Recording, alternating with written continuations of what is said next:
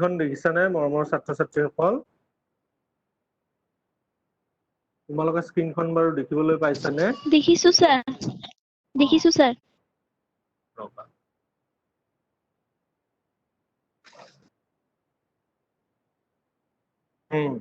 আজি মই তোমালোকৰ লগত আলোচনা কৰিম এটা সুন্দৰ কবিতা এই কবিতাটো লিখিছে প্ৰখ্যাত আমেৰিকাৰ কবি জন বেৰিমেনে লিখিছে আৰু এই কবিতাটোৰ শিৰোনাম হ'ল দা বল পয়েম এই কবিতাটো শিৰোনামা দা বল পয়েম এই কবিতাটো লিখিছে এজন প্ৰখ্যাত আমেৰিকাৰ কবি তেওঁৰ নাম হ'ল জন বেৰিমেন এতিয়া কবিতাটোৰ ফালে আমি স্টেপ বাই স্টেপ আগবাঢ়ি যাম কিন্তু তাৰ আগতে তোমালোকে কিছু ৱাৰ্ম আপ কৰিব লাগিব অৰ্থাৎ কিছু এনেকুৱা কথা আমি জানিবলৈ চেষ্টা কৰিম যিবিলাকে তোমালোকক লগতে মোকো কি কৰিব মোটিভেট কৰিব অৰ্থাৎ আমাৰ ৰুচিবোধ কবিতাটোৰ প্ৰতি ৰুচিবোধ জগাই তুলিব let's think over for a while কিছু সময়ৰ বাবে তোমালোকে চিন্তা কৰা গতিকে মই কেইটামান কোট ফাৰ্ষ্টতে তোমালোকৰ ওচৰত দাঙি ধৰিম কোট মানে হৈছে কোটেশন কেইটামান কোটেশন দাঙি ধৰিম প্ৰথমটো হ'ল there is not a particle of life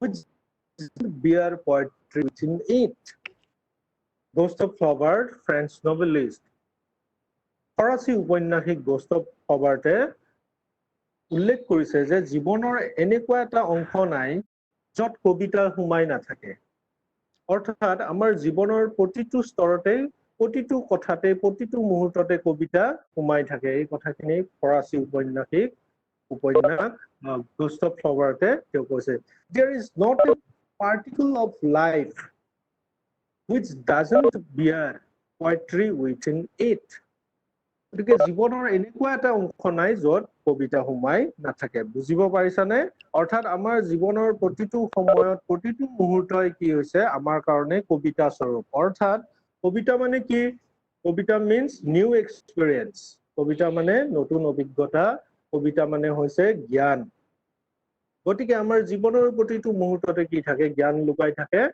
কবিতা লুকাই থাকে নতুন নতুন অভিজ্ঞতা লুকাই থাকে ইয়াৰ পিছৰ কোটটো আমি চাই লওঁ if you are always trying to be normal you will never know how amazing you can be Maya Angelo American poet আৰু এগৰাকী আমেৰিকান কবিৰ এটা উদ্ধৃতি মই ইয়াত উল্লেখ কৰিছো সেইটো হ'ল if you are always trying to be normal you will never know how amazing you can be গতিকে কি সুন্দৰ কথা কৈছে যদি তুমি সদায় নৰ্মেল হৈ থাকিব বিচৰা তেনেহলে তুমি কেতিয়াও গম নাপাবা যে তোমাৰ জীৱনটো কিমান এমাজিং কিমান সুন্দৰ তোমাৰ জীৱনটো তুমি কেতিয়াও গম নাপাবা অৰ্থাৎ জীৱনত সদায় কি থাকে আপছ এণ্ড ডাউনছ থাকে আৰু এই আপছ এণ্ড ডাউনছ বিলাক যদি তুমি অগ্ৰাহ্য কৰি তুমি যদি সদায় নিজৰ জীৱনটোক এটা নৰ্মেল লাইফ হিচাপে মেইনটেইন কৰিব খোজা তেনেহলে তোমাৰ জীৱনৰ যিটো প্ৰকৃত সোৱাদ প্ৰকৃত ৰং জীৱনটো কিমান এমাজিং কিমান সুন্দৰ জীৱনটো তুমি গমেই নাপাবা কাৰণ জীৱনটো সদায় সুখেৰে গঠিত নহয় সদায় দুখেৰে গঠিত নহয় ই দুটা বাইনাৰী বস্তু তাৰমানে পৰস্পৰ দুটা বিৰোধী বস্তু যেনে সুখ দুখ হাঁহি কান্দোন এনেকুৱা ধৰণৰ বস্তুৰে জীৱনটো আমাৰ ৰচিত হৈ থাকে আৰু তেতিয়াই জীৱনৰ প্ৰকৃত টেষ্ট প্ৰকৃত জীৱনৰ সোৱাদটো আমি পাওঁ গতিকে মায়া এঞ্জেলো যিজন আমেৰিকান কবি তেওঁ কৈছে যে তুমি যদি সদায় নৰ্মেল হৈ থাকিব খুজিছা তেনেহলে তুমি জীৱনৰ প্ৰকৃত সোৱাদটো নাপাবাই তুমি কেতিয়াও পাব নোৱাৰা গতিকে আমি কি কৰিব লাগিব জীৱনটোক একচেপ্ট কৰিব লাগিব গ্ৰহণ কৰিব লাগিব ইয়াৰ ভাল বেয়া দুয়োটা দিশ গ্ৰহণ কৰিব লাগিব আৰু তেতিয়াই তুমি কি কৰিব পাৰিবা জীৱনটো চেলিব্ৰেট কৰিব পাৰা জীৱনটো তুমি কি কৰিব পাৰিবা উপভোগ কৰিব পাৰিবা ইয়াৰ পিছৰ কোটটোলৈ চাওঁ আমি if you can't fly then run if you can't fly then run if you can't run then walk if you can't walk then crawl but whatever you do you have to keep moving ইয়াত কি এটা সুন্দৰ কথা কৈছে চোৱাচোন তোমালোকে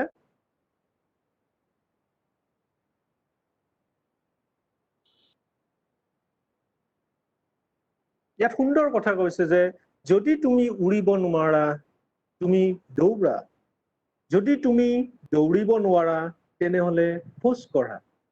If you can't walk, then crawl. যদি তুমি খোজ কাঢ়িবও নোৱাৰা তেনেহলে তুমি চুচুৰি যোৱা। But whatever you do, কিন্তু তুমি যিটো কামেই নকৰা কিয়, you have to keep moving. তুমি সদায় গতিশীল হৈয়ে থাকিব লাগিব, অৰ্থাৎ তুমি সদায় গৈ থাকিবই লাগিব। অৰ্থাৎ আমাৰ জীৱনৰ উদ্দেশ্যটো কি? মুভিং এহেড, আমি সদায় আগবাঢ়ি যাব লাগে। গতিকে যদি তুমি দৌৰিব পৰা নাই তুমি খোজ কাঢ়া, যদি তুমি উৰিব পৰা নাই তুমি দৌৰা, যদি দৌৰিব পৰা নাই খোজ কঢ়া, যদি খোজ কাঢ়িব পৰা নাই তেনেহলে তুমি চুচুৰি যোৱা। কিন্তু তুমি মনত ৰাখিবা যে তুমি সদায় সন্মুখৰ ফালে আগবাঢ়ি গৈ থাকিব লাগিব। এইটো এটা দাৰ্শনিক কথা। গতিকে ছাত্ৰ ছাত্ৰীসকল, তোমালোকে জীৱনত যিমানেই সমস্যা তোমালোকে সন্মুখীন নোহোৱা কিয়, সদায় মনত ৰাখিবা যে আমি সকলোবোৰ সমস্যা কি কৰি হেলা ৰঙে পৰিহাৰ কৰি আমি সদায় সন্মুখৰ ফালে গৈ থাকিব লাগিব। আৰু এইটোৱে হৈছে আমাৰ জীৱনৰ উদ্দেশ্য। আমি জীৱনত সদায় সন্মুখৰ ফালে আগবাঢ়িব লাগিব। আৰু আগবাঢ়ি থকা সময়ত আমি বিভিন্ন ধৰণৰ বাধা বিঘিনি নিশ্চয় পাম, কিন্তু বাধা বিঘিনিৰ থমকি নৰৈ আমি কি কৰিব লাগিব? আগবাঢ়ি যাব লাগিব।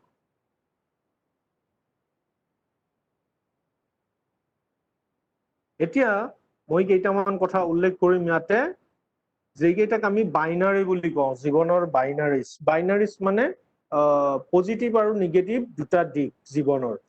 যেনে জয় এণ্ড সৰো। জয় নোহোৱাকৈ সৰো থাকিব পাৰে জানো? আৰু সৰো নাথাকিলে জয় কেনেকে থাকিব? আৰু জয় থাকিলে যদি সৰো নাথাকে তেতিয়া জানো জীৱনটো আমাৰ সুন্দৰ হ'ব? গতিকে যেতিয়া আনন্দ আহিব তেতিয়া দুখ একেলগে থাকিব। সেইকাৰণে এইবিলাকক কি বুলি কোৱা হয়? Binaries of life. এইবিলাকক বাইনাৰিজ অফ লাইফ বুলি কোৱা হয়। Joy and sorrow, love and hatred, loss and gain, pass and fail, hope and despair. মৰমৰ ছাত্ৰ ছাত্ৰীসকল, জীৱনটো এই বাইনাৰী বিলাক লৈয়ে জীৱনটো গঠিত। যিটো কথা আমি ইতিমধ্যে আলোচনা কৰিলো, যিবিলাক কথন আমি ইতিমধ্যে তোমালোকক মই কলো বা আমি আলোচনা কৰিলো একেলগে, সেইবিলাকত এইবিলাক কথাই আছে যে জীৱনটো আনন্দ, দুখ, প্ৰেম আৰু ঘৃণা, লছ এণ্ড গেইন। লছ মানে হেৰুৱা, গেইন মানে লাভ কৰা, লাভ লছ আমি কওঁ যে এইটো। পাছ এণ্ড ফেইল, এইটোতো তোমালোকে জানাই, যদি পাছ নকৰে তেতিয়া ফেইল কৰিব, যদি ফেইল থাকে তেতিয়া পাছ থাকিব, আৰু পাছ থাকিলেহে ফেইল থাকিব। অৰ্থাৎ এই বাইনাৰিজ বিলাক হল কি? ইটোৱে আনটোৰ পৰিপূৰক। লাভ এণ্ড হোপ এণ্ড ডিস্পেয়াৰ, আশা আৰু নিৰাশা, এই সকলোবিলাক, এই কথা বতৰাবিলাক, এই যে আমি আলোচনা কৰিলো বাইনাৰী বিলাক, এই বাইনাৰী বিলাক হল কি? এটাই আনটোৰ পৰিপূৰক। আৰু আজি আমি এই কবিতাটোত, দি বল পয়েম নামৰ কবিতাটোত এনেকুৱা জীৱনৰ বাইনাৰিজ বিলাকৰ কথা আমি পঢ়িবলৈ পাম, আমি জানিবলৈ পাম যে আমাৰ জীৱনত এনেকুৱা বাইনাৰী বিলাক থাকিবই। কিন্তু আমি কি কৰিব লাগিব? আমি keep going, we should keep going. আমি সদায় গৈয়ে থাকিব লাগিব। এই আগৰ কোটটোত যে মই তোমালোকৰ লগত আলোচনা কৰিলো যে আমি মুভ কৰিয়ে থাকিব লাগিব। যেনেকে হওক, চুচুৰি হওক, দৌৰি হওক, যেনেকে হওক আমি সদায় আগবাঢ়ি গৈ থাকিব লাগিব। আৰু এই বাইনাৰিজ বিলাকেই হৈছে আমাৰ জীৱনবোধৰ শিক্ষা। যেতিয়া পাছ থাকিব, ফেইলো থাকিব, ফেইল থাকিলে পাছ থাকিব।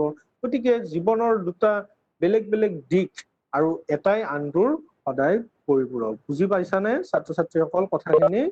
এইখিনি তোমালোকৰ কিতাপৰ কথা নহয় যদিও আলোচনা কৰিছো এই কাৰণেই, যাতে তোমালোকে কবিতাটোৰ যিটো মূল ভাৱ, যিটো মূল যিটো ফিলচফি, সেইটো যাতে তোমালোকে বুজিব পাৰা। এতিয়া আমি অলপ আলোচনা কৰিম জন বেৰিমেনৰ বিষয়। এবাউট জন বেৰিমেন। এই জন বেৰিমেননো কোন আছিলে? He was born October 25, 1914 in McAllister, Oklahoma. গতিকে আমেৰিকাৰ এখন ঠাই ওকলাহোমা, তাৰ ওকলাহোমা ঠাইখনৰ মেকএলাষ্টাৰ নামৰ ঠাইখনত 25 অক্টোবৰ 1914 চনত এই বিখ্যাত কবিগৰাকীৰ জন্ম হৈছিল। His father died in his school days. তেওঁৰ স্কুলীয়া দিনতে তেওঁৰ দেউতাক ঢুকাইছিল। And his mother later married to a gentleman, John Angus McAlpin Berryman, who proved himself a good stepfather. তাৰপিছত কি কৰিলে, যেতিয়া আমাৰ বেৰিমেনৰ দেউতাক ঢুকাইছিল, ঢুকোৱাৰ পিছত মাকে আন এজন জেণ্টেলমেন ভদ্ৰপুৰুষৰ লগত বিবাহ পাশত আবদ্ধ হয়। তেওঁৰ নাম হ'ল এংগাছ মেক এলফিন বেৰিমেন। আৰু তেওঁ এজন নিজকে ভাল ষ্টেপ ফাদাৰ বুলি কি কৰিছিল, পিছত প্ৰমাণ কৰিছিল। অৰ্থাৎ যদিও তেওঁ ষ্টেপ ফাদাৰ আছিল, কিন্তু জন বেৰিমেনক ভালদৰে ভাল এটা চাইল্ডহুড প্ৰদান কৰাত তেওঁ কি কৰিছিল, এজন ভাল পিতৃ হিচাপে পিছত পৰিগণিত হৈছিল। আৰু সেইকাৰণে জন বেৰিমেনে তেওঁৰ কি কৰিছিল, যিজন ষ্টেপ ফাদাৰ আছিল, এই ষ্টেপ ফাদাৰৰ টাইটেলটোৱে তেওঁ পিছত বেৰিমেন বুলি ইউজ কৰিছে। অৰ্থাৎ তেওঁ নিজৰ দেউতাকৰ টাইটেলটো ইউজ নকৰি ষ্টেপ ফাদাৰৰ নামটোহে পিছত তেওঁ কি কৰিছে, ব্যৱহাৰ কৰিছে আৰু নিজকে ষ্টেপ ফাদাৰৰ সন্তান বুলিহে পিছত পৰিচয় আগবঢ়াইছে। He did his BA from Columbia University in 1936. 1936 চনত তেওঁ BA কলম্বিয়া বিশ্ববিদ্যালয়ৰ পৰা BA পৰীক্ষাত উত্তীৰ্ণ হয়, BA ডিগ্ৰী তেওঁ লাভ কৰে। আৰু পিছত কি কৰে, after that he went to Cambridge and turned to be a poet there. তাৰপিছত তেওঁ কেম্ব্ৰিজলৈ গুচি যায়। কেম্ব্ৰিজ হ'ল ইংলেণ্ডত আৰু ওকলাহোমা হ'ল আমেৰিকাত। গতিকে পিছত তেওঁ কেম্ব্ৰিজলৈ উভতি যায় আৰু কেম্ব্ৰিজত তেওঁ এজন কি হয়, কবি হয়। তাত তেওঁ কবিৰ পৰিচয় লাভ কৰে। অৰ্থাৎ কেম্ব্ৰিজলৈ গৈ তেওঁ কবিতা লিখা আৰম্ভ কৰে আৰু তেতিয়াই কেম্ব্ৰিজত তেওঁ এজন কবি বুলি নিজকে পৰিচয় এটা লাভ কৰিবলৈ সক্ষম হয়। Then he returned to New York in 1938. তাৰপিছত 1938ত তেওঁ নিউয়ৰ্কলৈ আকৌ উভতি যায়। ইংলেণ্ডৰ পৰা কেম্ব্ৰিজৰ পৰা নিউয়ৰ্কলৈ গুচি যায়। Though his life was full of ups and downs, he became a professor of humanities in University of Minnesota. যদিও তেওঁৰ জীৱনটোত বহুত ঘাত প্ৰতিঘাত আছিল, তোমালোকে নিশ্চয় জানি দুখ পাবা যে জন বেৰিমেনে যেতিয়া সৰু আছিল, স্কুলত পঢ়ি আছিল, তেওঁৰ দেউতাকে তেতিয়া কি কৰিছিল, ডিপ্ৰেশ্যন হৈ তেওঁ মানসিকভাৱে হতাশাগ্ৰস্তত ভুগি তেওঁ কি কৰিছিল, চুইচাইড কৰিছিল। আৰু ক'ত চুইচাইড কৰিছিল, জন বেৰিমেনে যিটো ৰুমত বহি আছিল, সেই ৰুমৰ কাষৰ যিখন খিৰিকী আছিল, এই খিৰিকীৰ ওচৰতে দেউতাকে কি কৰিছিল, আত্মহত্যা কৰিছিল, বন্দুকেৰে নিজৰ মূৰত গুলিয়াই দি। আৰু গোটেই ঘটনাটো জন বেৰিমেনৰ সন্মুখতেই ঘটিছিল। যাৰ ফলত কি হয়, এইটো তেওঁৰ কাৰণে এটা জীৱনৰ শ্বকিং এক্সপেৰিয়েঞ্চ হয়। তেওঁ বহুত দুখ পায় আৰু মানসিক অশান্তিত জন বেৰিমেনেও ভুগে। আৰু জন বেৰিমেনে গোটেই জীৱন এই মানসিক অশান্তিটো লৈ তেওঁ শৈশৱ কালতে যিটো তেওঁ মানসিক চাপ পাইছিল দেউতাকৰ মৃত্যুৰ, সেই চাপৰ সময়ত কি হৈছিল, হেল্ল', ছাত্ৰ ছাত্ৰীসকল শুনি আছানে বাৰু? স্ক্ৰীনখন বন্ধ হৈ গ'ল ন?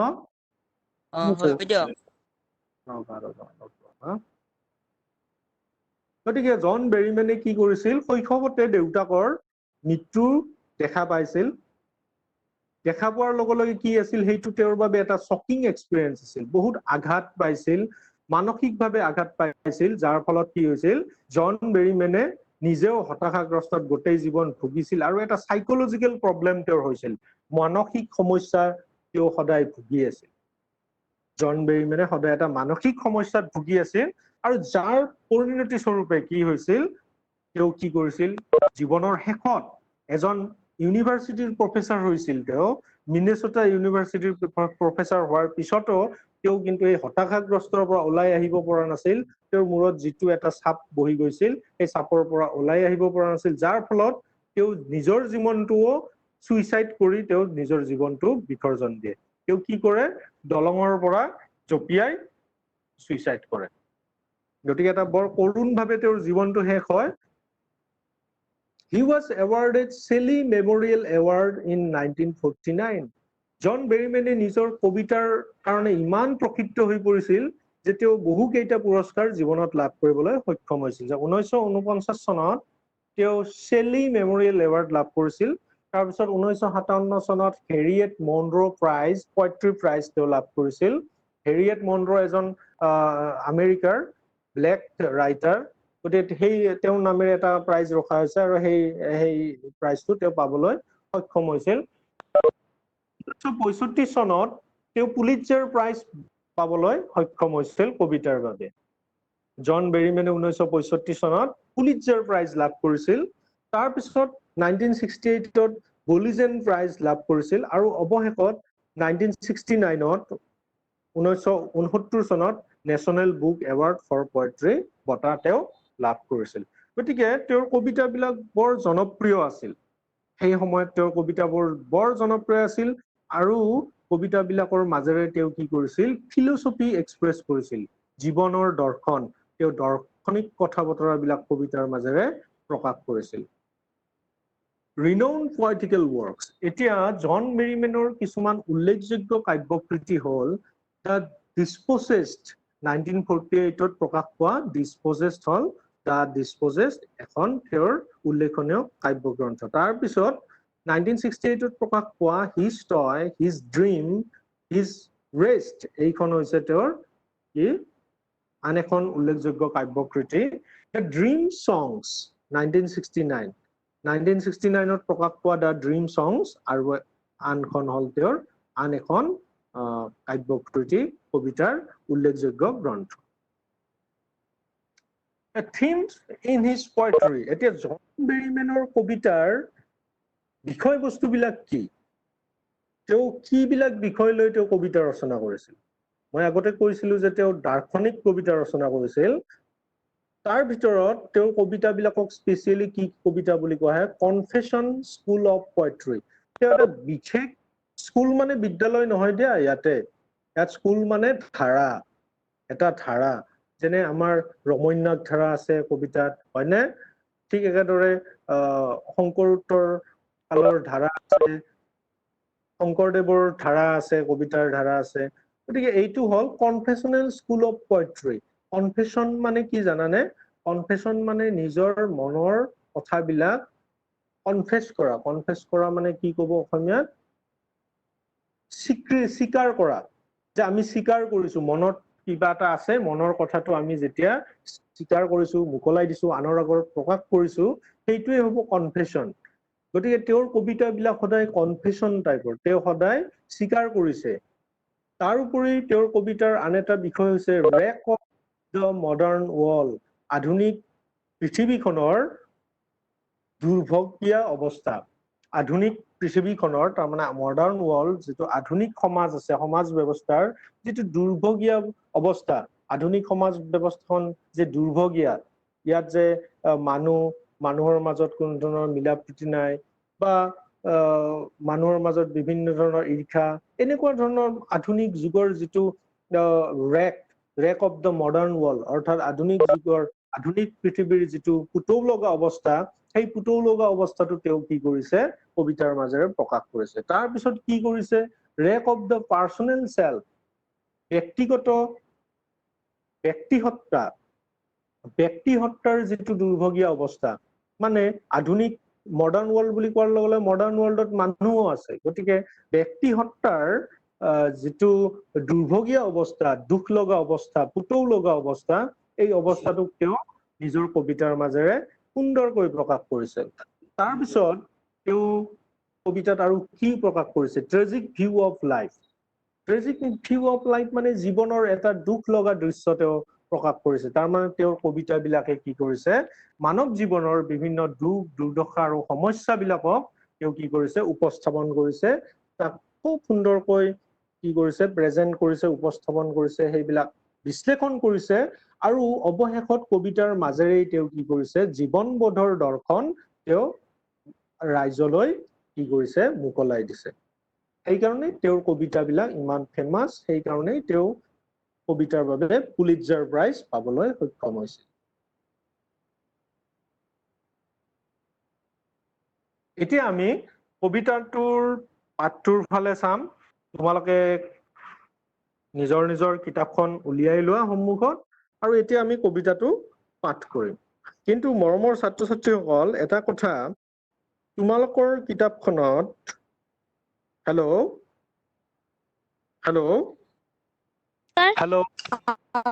শুনিছা তোমালোকে শুনি আছা শুনি আছো স্যাৰ তোমালোকৰ কিতাপখনত দা নামৰ যিটো জন বেৰিমেনে লিখা কবিতাটো দিছে সেই কবিতাটো কিন্তু সম্পূৰ্ণ কবিতা নহয় ইয়াত যে লিখিছে হাউ টু ষ্টেণ্ড আপ লাষ্টত তাত শেষ হৈ গৈছে কবিতাটো হয়নে কিন্তু তাত অৰিজিনেল কবিতাটো তাত শেষ হোৱা নাই হয় কবিতাটোত আৰু এটা পেৰাগ্ৰাফ আছে সেই পেৰাগ্ৰাফটো ইয়াত কি কাৰণে দিয়া নাই মই নাজানো হয়তো তোমালোকে বুজি নাপাবা বুলি চাগে দিয়া নাই নেকি নে কি মই বুজি পোৱা নাই কথাটো কিন্তু মই আজি সম্পূৰ্ণ কবিতাটোৱে তোমালোকৰ লগত আলোচনা কৰিম তোমালোকে কিতাপখন মেলি কবিতাটোৰ ফালে চোৱা আচ্ছা কবিতাটো পঢ়াৰ আগতে তোমালোকৰ কিতাপত যে ৰঙা লেবেলত এটা যে লিখা আছে সেই কথাখিনি আমি প্ৰথম পঢ়ি চাওঁ The ball poem.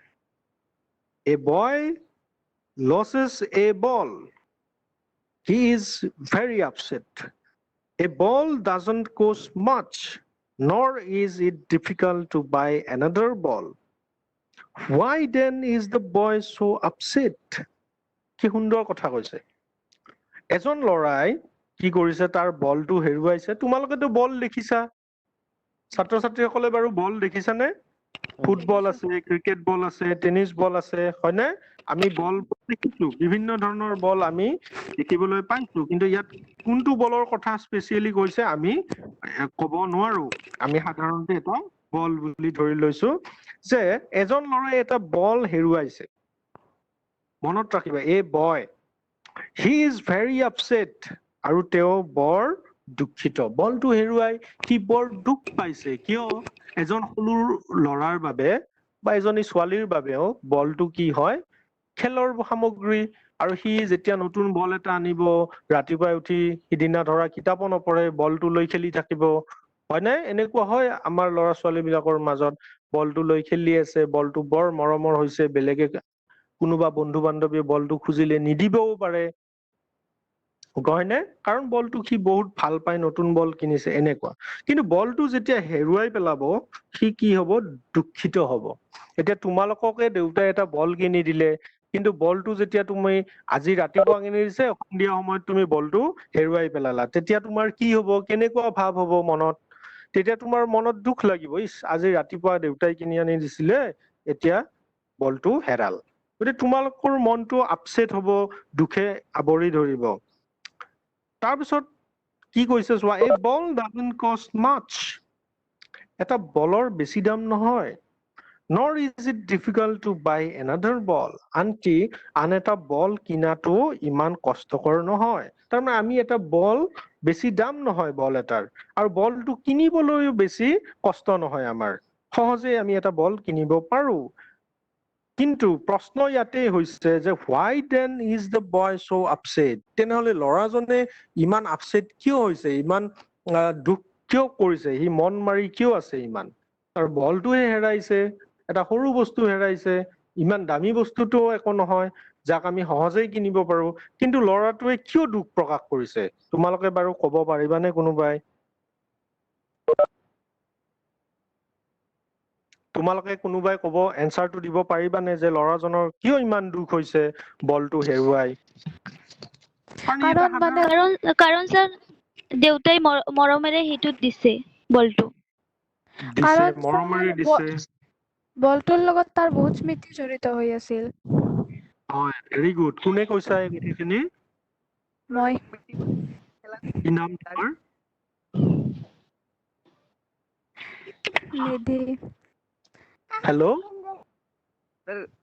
নামটো কোৱা তোমাৰ বলটোৰ লগত বহুত স্মৃতি জড়িত হৈ আছিল তোমাৰ নামটো কোৱা মোৰ নামটো নিধি হয় নিধি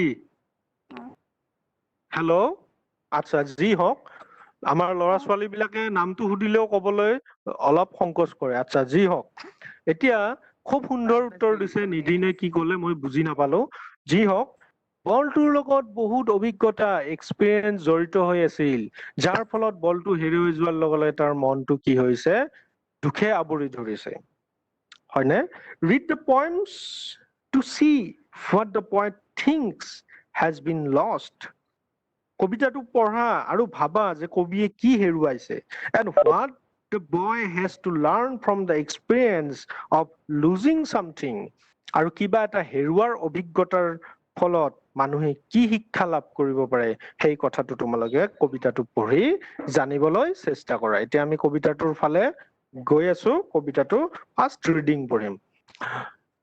What is the boy now who has lost his ball?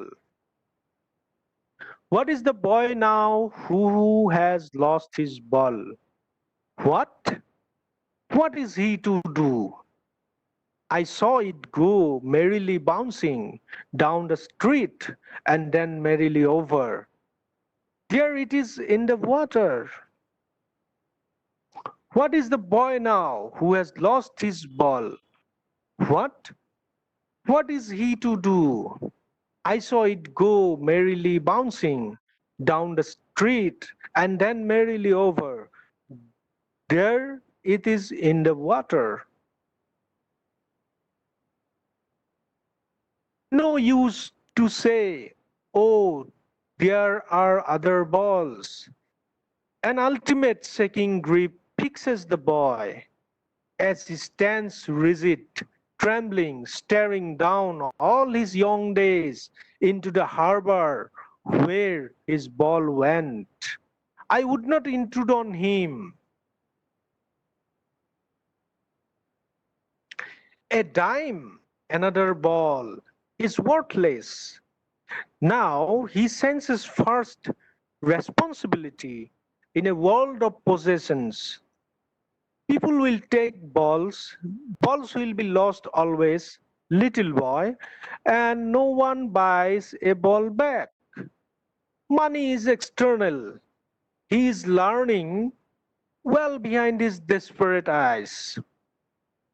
The epistemology of loss, how to stand up, knowing what every man must one day know, and most know many days how to stand up, and gradually light returns to the street.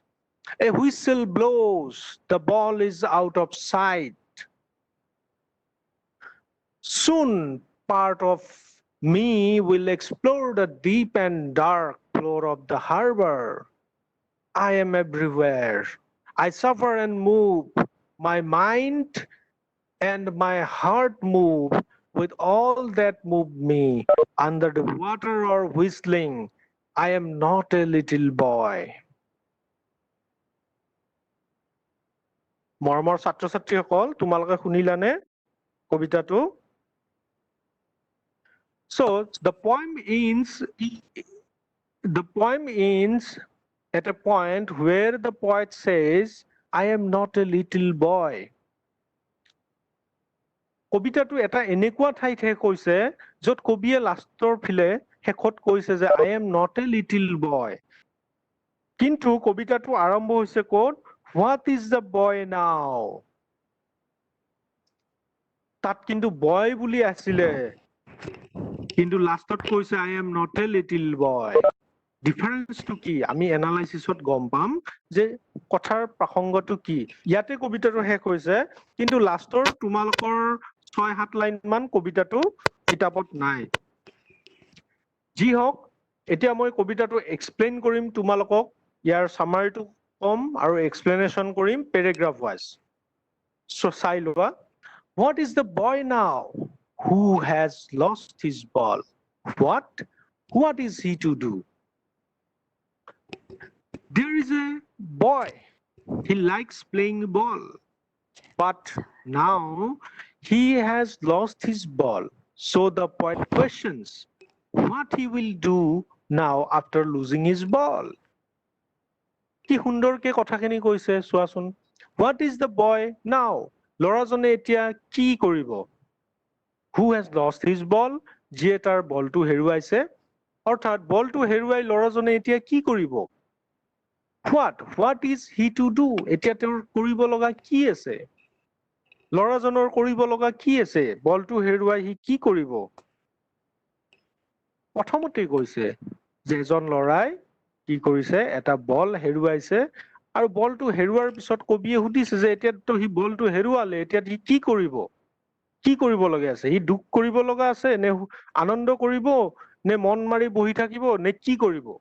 অৰ্থাৎ আমি যেতিয়া কোনোবা এটা বস্তু হেৰুৱাই পেলাও মৰমৰ বস্তু যিটো বস্তুৰ লগত আমাৰ বহুতো অভিজ্ঞতা জড়িত হৈ থাকে সেই বস্তুটো হেৰুৱাৰ পিছত আমি কি কৰিম আমি মন মাৰি থাকিম নে দুখ কৰি থাকিম নে কান্দি থাকিম নে সেই বলটোৰ কথাই ভাবি ভাবি গোটেই দিন ৰাতি পাৰ কৰি দিম মই আগতে এটা কোটেশন তোমালোকক কৈছিলো নহয় উদ্ধৃতি এটা কৈছিলো যে we must move on যে আমি আগবাঢ়ি গৈয়ে থাকিব লাগিব আমাৰ জীৱনৰ লক্ষ্যটো এইটো যে আমি সদায় আগবাঢ়ি গৈ থাকো গতিকে তুমি মন মাৰি থাকিব নোৱাৰা ইয়াতে ল'ৰাজনে কি কৰে আমি পিছত চাওঁ কি কৰিব সি মন মাৰি থাকিব নে কি কৰিব I saw it go merrily bouncing down the street and then merrily over there it is in the water ইয়াতে কবিয়ে কৈছে যে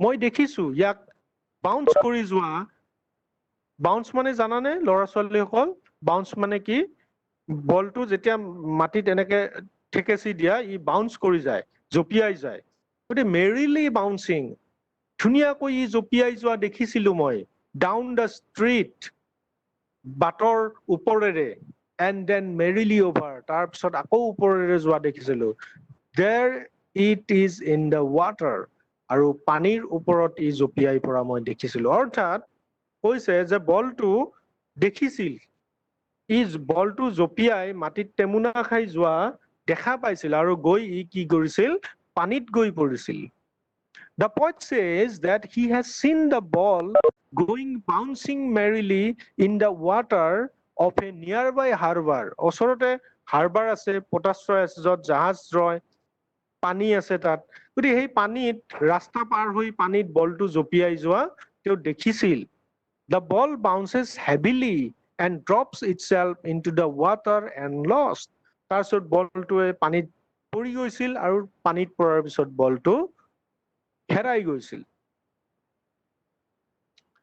No use to say oh there are other balls No use to say কৈ লাভ নাই যে আন বল বিলাকো আছে তাৰমানে এটা বল হেৰুৱাইছে কথা নাই আৰুতো বল আছেই দোকানত বহুত আছে বা ঘৰতো থাকিব পাৰে কিন্তু সেই কথাটো কৈ লাভ নাই কিয় লাভ নাই কাৰণ an ultimate shaking grip fixes the boy কাৰণ ইতিমধ্যে ল'ৰাজনক এটা ultimate shaking grip ultimate মানে সৰ্বোচ্চ shaking মানে কঁপনি উঠা গ্ৰীপ মানে দুখ গতিকে এটা বৰ মনত আঘাত এটা ল'ৰাজনে এতিয়াই লাভ কৰিছে গতিকে আৰু কৈ লাভ নাই যে আৰু অন্যান্য বল আছে অৰ্থাৎ ল'ৰাজনক এতিয়া সান্তনা দিব পৰাৰ কোনো ব্যৱস্থা নাই ল'ৰাজনক আমি এতিয়া আৰু সান্তনা দিব নোৱাৰো যে অন্যান্য বলো আছে আৰু বেলেগ বল আছে গতিকে তুমি এই হেৰুৱা বলটোলৈ দুখ কৰি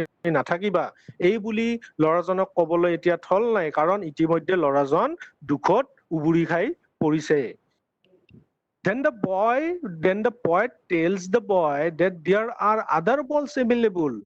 So you need not to worry for the lost one. However, the boy plunges into sorrow as the ball was very dear to him. যেহেতু বলটো তাৰ কাৰণে বহুত ডিয়াৰৰ আছিল মৰমৰ আছিল সেইকাৰণে ল'ৰাজনে ইতিমধ্যে কি হৈছে দুখৰ সাগৰত ডুবি গৈছে আৰু তাক এতিয়া কবিয়ে যদিও কয় যে অন্যান্য বলো আছে সেই কথাটো কৈ কিন্তু এতিয়া আৰু লাভ নাই ইতিমধ্যে ল'ৰাজনে দুখত বুৰ গৈছে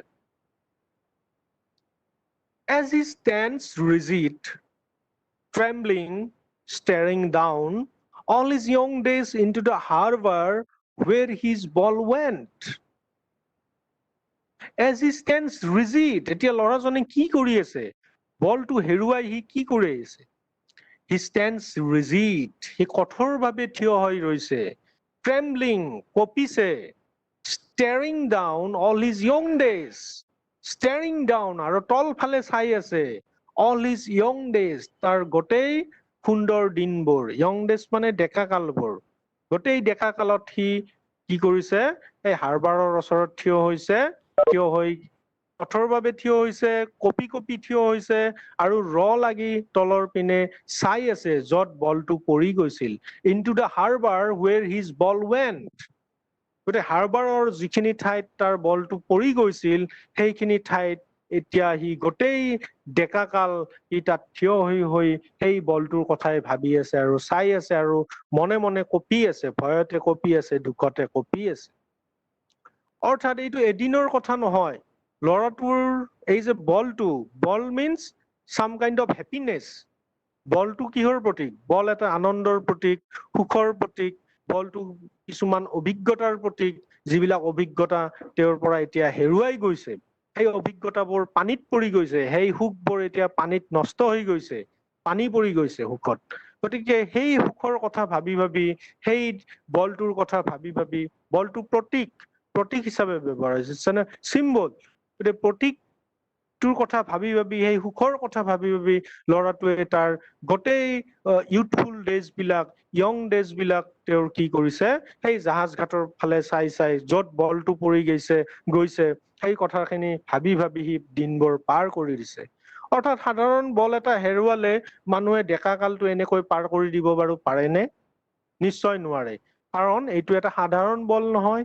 নিশ্চয় এই বলটো তেওঁৰ জীৱনৰ মিঠা অভিজ্ঞতাৰ প্ৰতীক, জীৱনৰ সুখৰ প্ৰতীক, যিবিলাক সুখ এতিয়া ধৰা হেৰাই গৈছে, যাৰ ফলত তেওঁ সেই সুখৰ কথা ভাবি ভাবি আকৌ তেওঁ নিজৰ যিবিলাক য়ং ডেজ আছিল, ইউথফুল ডেজ আছিল, ভাল সুন্দৰ দিন আছিল, সেই সকলোবিলাক তেওঁ এতিয়া নষ্ট কৰি আছে। I would Sir? not intrude on him. Yes, কোৱা? স্যাৰ কোৱা?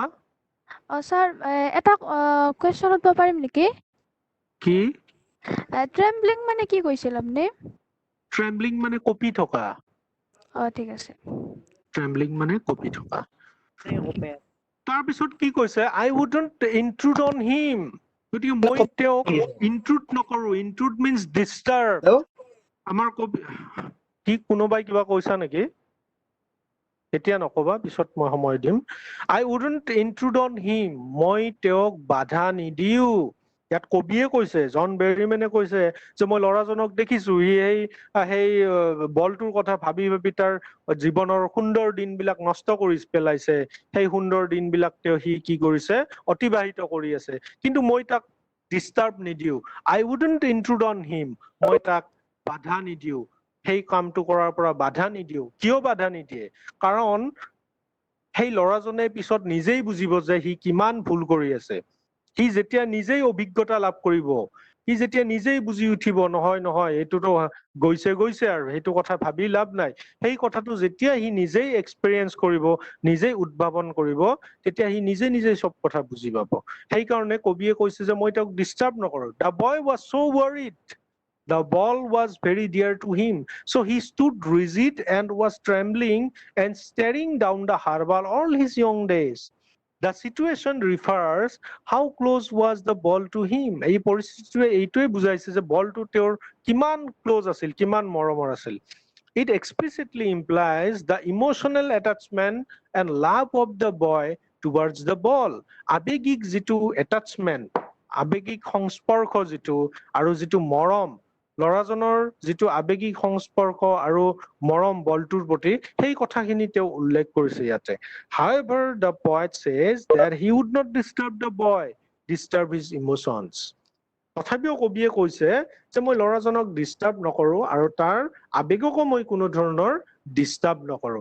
ই যেনেকে আছে তাক মই তেনেকৈয়ে থাকিব দিম। A dime, another ball is worthless. A dime মানে কি জানানে বাৰু? আমাৰ যেনেকুৱা 10 পইচা,